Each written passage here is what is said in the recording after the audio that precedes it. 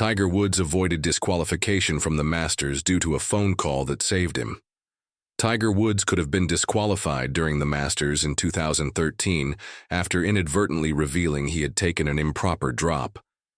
But he was allowed to continue by rules chief Fred Ridley after former official David Eager called up tournament bosses to offer the blockbuster star a reprieve. Woods is one of the greatest golfers to ever play the sport and had already won 14 of his 15 majors by the time he turned up at the 2013 Masters in search of victory.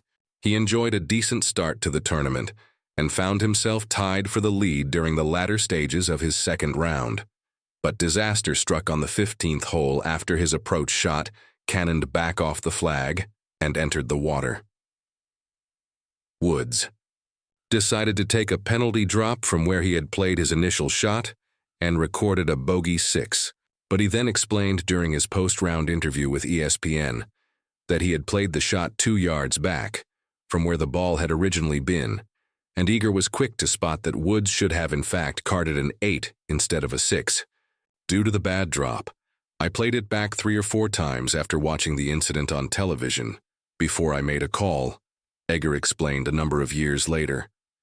I'm looking at something knowing there's no divot hole when he played the original shot, and then there was a divot hole when he dropped. I could see that, and that's why I kept replaying it to make sure.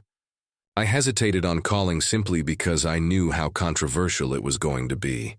If it would have been Joe Schmo, I would have called in too. It didn't matter. I was trying to save the player from being disqualified. Ridley initially, deemed that Woods had nothing wrong and didn't mention the incident in the scoring tent. But the Rules Committee later took a closer look and summoned the player after agreeing that he had indeed broken the rules.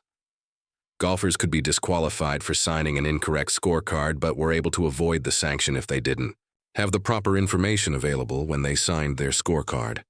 And the committee opted to give Woods a 2-stroke penalty instead, with Ridley explaining at the time, Tiger was entitled to have the benefit of that decision when he signed his scorecard, and to me it would have been grossly unfair to Tiger to have disqualified him after our committee had made that decision, not to tell him.